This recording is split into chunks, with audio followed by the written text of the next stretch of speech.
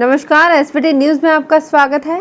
पेश है 9 मई रविवार शाम 7:15 बजे राजस्थान की बड़ी खबरें। राजस्थान सरकार ने राज्य में मुख्यमंत्री चिरंजीवी स्वास्थ्य बीमा योजना के तहत पात्र लोगों का निजी अस्पतालों में कोरोना का उपचार निःशुल्क करने के निर्देश जारी किए हैं। अब कोरोना के उपचार के लिए जिला कलेक्टर द्वारा अधिकृत सभी निजी अस्पतालों में योजना से जुड़े पात्र लोगों का निःशुल्क उपचार किया जाए। सभी जिला कलेक्टरों को निर्देश Rajasthan state health assurance agency की मुख्य कार्यकारी अधिकारी अरुणा राजौरिया द्वारा जारी किए गए हैं। इस निर्देश में राजस्थान के समस्त जिला कलेक्टर को यह निर्देशित किया गया है। इस योजना में अधिकृत किए गए अस्पतालों में योजना के पात्र परिवारों का कोरोना का निःशुल्क उपचार सुनिश्चित करवाया जाए। राजस्थान में स्वायत्त शासन विभाग ने इंदिरा रसोई से दानदाताओं को मिलने वाले भोजन की दरों को घटा दिया है। अब 20 रुपए की बजाय 8 रुपए में ही दानदाताओं को ये भोजन मिलेगा, लेकिन पहले की तरह ही दानदाताओं को पैकिंग चार्ज अलग से देना होगा। यह आदेश 24 मई तक प्रभावी रहेगा। विभाग की ओर से जारी आदेश के तहत दानदाता, स्वयंसेवी संस्थान, एनजीओ की तरफ से निकायों को भोजन पैकेट्स का ऑर्डर लिया जाएगा। इसके बाद निकाय की ओर से इंदिरा रसोई संचालक को ये पैसा दिया जाएगा। अगर दानदाता या कोई संस्था की तरफ से सहायता नहीं मिलती है तो निकायों को अपनी फंड से रसोई संचालकों को पैसा देकर गरीबों में ये भोजन वितरित कराना होगा। निकाय को अपने कर्मचारियों के जरिए ही भोजन पैकेट्स का वितरण कराना होगा। राजस्थान के चिकित्सा एवं स्वास्थ्य मंत्री डॉक्टर रघु शर्मा ने आज अपने राजकीय आवास से राष्ट्रीय स्वास्थ्य मिशन निदेशालय द्वारा संविदा सीएचओ भर्ती 2020 की चयन सूची जारी कर दी। उन्होंने कहा, वर्तमान में कोविड महामारी का प्रकोप ग्रामीण क्षेत्रों में भी फैल रहा है। ऐसे में 7,353 चयनित सीएचओ को ग्रामीण क्षेत्रों में नियोजित किया जाएगा। डॉक्टर शर्मा ने कहा कि संविदा सीएचओ भर्ती 2020 के लिए 7,810 पदों की विज्ञप्ति जारी की गई थी। स्क्रीनिंग परीक्षा के बाद दस्तावेज सत्यापन के आधार पर 7,353 पदों की चयन सूची जारी की गई है। जोधपुर की बासनी थाना पुलिस ने दाऊजी की होटल के पास सुलभ कॉम्प्लेक्स के बाहर रेमडेसिविर इंजेक्शन की कालाबाजारी करने की फिराक में निजी अस्पताल के एक नर्सिंग कर्मचारी को गिरफ्तार किया। उससे रेमडेसिविर के 3 इंजेक्शन जब्त किए गए। थानाधिकारी पाना चौधरी ने बताया कि दाऊजी की होटल के पास स्थित दवाइयों की दुकान पर शनिवार रात 1-1:30 बजे एक युवक आया और रेमडेसिविर इंजेक्शन बेचने के बारे में बात की। उसने 28,000 रुपए के बदले एक इंजेक्शन देने की बात की, जबकि ये इंजेक्शन सरकारी अस्पताल के कोविड सेंटर में ही मिल सकते हैं। इनकी कीमत 3400 रुपए है। भीलवाड़ा में मांडल थाना क्षेत्र के गोकुलपुरा में कोरोना संकट काल में सार्वजनिक रूप से घर से बाहर एक व्यक्ति को अपने पुत्र का जन्मदिन मनाना महंगा पड़ गया। पुलिस ने उसके यहां दबिश दी तो कार्यक्रम में मौजूद लोग मौके से भाग छूटे। पुलिस ने कोविड महामारी एक्ट के तहत प्रकरण दर्ज किया। पुलिस अधीक्षक विकास शर्मा ने बताया कि मांडल थाना क्षेत्र के गोकुलपुरा में गत 6 मई को गोविंद गुर्जर द्वारा अपने पुत्र का जन्मदिन मनाने और घर के बाहर कार्यक्रम में 40 से अधिक लोगों की भीड़ जुटाने की शिकायत मिली।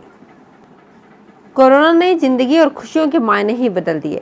पहले रिश्तेदारों के समय पर नहीं आने व मामा, फूफा आदि के रूठने की आशंका से परिजन चिंतित रहते थे, लेकिन अब परिजनों को यही चिंता रहती है कि कहीं मेहमानों की संख्या 11 से अधिक ना हो जाए और कहीं पुलिस ना आ जाए। इतना ही नहीं, कहीं बाराती जोश में नाच न बैठे, ये चिंता भी वर वधू पक्ष को सताए रहती है। ऐसे हालातों में रेड अलर्ट जन अनुशासन कर्फ्यू के बीच शनिवार को भीलवाड़ा शहर में 61 जोड़े दाम्पत्य जीवन में बंधे। अब मास्क लगाना भी एक रस्म का हिस्सा हो गया है। कोरोना महामारी के इस दौर में लोग अपने परिजनों की रक्षा करने के लिए बड़ी मुश्किल से एक रेमडेसिविर इंजेक्शन की व्यवस्था कर रहे हैं। वहीं शहर के प्राइवेट अस्पताल के कर्मचारी इन इंजेक्शंस को मोटी रकम लेकर बाजार में बेच रहे हैं। जोधपुर में रविवार को एक ऐसा ही केस सामने आया, जहां पुलिस ने शहर के नामी वसुंधरा अस्पताल के एक नर्सिंग कर्मी को रेमडेसिविर के 3 इंजेक्शन बेचते हुए दबोच लिया। वो एक इंजेक्शन के 28,000 रुपए वसूल कर रहा था, जो इंजेक्शन चोरी करने के लिए मरीजों को डिस्टिल्ड वाटर के इंजेक्शन लगा देता था। सीकर जिले में सख्त लॉकडाउन लगने से पहले ही सीकर में रहने वाले ज्यादातर स्टूडेंट्स वापस अपने घर लौट चुके हैं। वहीं मजदूरी करने वाले लोग भी आज लौटने लगे हैं। अब रोडवेज में भी सवारियों का टोटा बढ़ने लगा है। आसपास के गांव जाने वाले लोगों की आवाजाही बनी हुई थी, जो अब लगातार कम होती जा रही है। बचे मजदूर भी अपने गाँव को रवाना हो गए हैं। लॉकडाउन लगाने से पहले ही रोडवेज ने 80% बसें स्टैंड पर खड़ी करवा दी थी। दिल्ली और बाहर जाने वाली बसें तो महज 1-2 ही चल रही थी। जयपुर जाने वाली बसों में भी कमी की गई थी। जयपुर से बीकानेर, झुंझुनू, हनुमानगढ़, श्रीगंगानगर और सीकर डिपो की 1-2 बसें ही चल रही हैं। केंद्रीय माध्यमिक शिक्षा बोर्ड ने कोविड-19 काल में विद्यार्थियों को मानसिक रूप से हेल्दी रहने के लिए एक बुकलेट तैयार कराई है। 84 पेज की इस बुकलेट को सीबीएसई ने वेबसाइट पर जारी कर दिया है। बताया जा रहा है कि इसके माध्यम से विद्यार्थियों को मानसिक रूप से स्वस्थ रहने के टिप्स दिए जाएंगे। पिछले 1 साल से अधिक समय से कोरोना ने स्कूली विद्यार्थियों के मन मस्तिष्क पर भी बड़े विपरीत प्रभाव डाले हैं। कोरोना संक्रमण की प्रतिदिन घटनाएं और आंकड़े विद्यार्थियों की मानसिक मनोदशा को प्रभावित कर रहे हैं।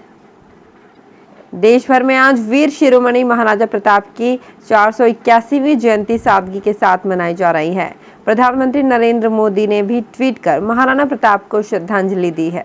इसमें उन्होंने महाराणा प्रताप को शौर्य और युद्ध कौशल से मां भारती को गौरवान्वित करने वाला योद्धा बताया है।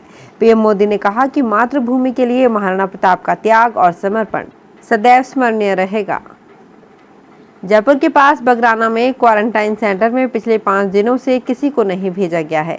ये पुलिस की सख्ती का ही असर है कि सख्त लॉकडाउन के कारण बिना वजह बाहर घूमने वाले लोगों की संख्या में कमी आई है। 378 पॉइंट्स पर नाकाबंदी की जा रही है और पुलिस थानों की टीमें भी इलाकों में गश्त कर रही हैं। क्वारंटाइन सेंटर को जेडीए चलाता है। बेवजह बाहर घूमने वालों को पकड़कर क्वारंटाइन करने के लिए बगराना में सेंटर बनाया गया है। राज्य की स्पेशल ऑपरेशन ग्रुप जोधपुर ने जालौर के सांचौर क्षेत्र में 20,000 लीटर बायोडीजल से भरा एक टैंकर जब्त कर चालक व खलासी को शनिवार को पकड़ा। इन्हें सांचौर थाना पुलिस को सौंपा गया है।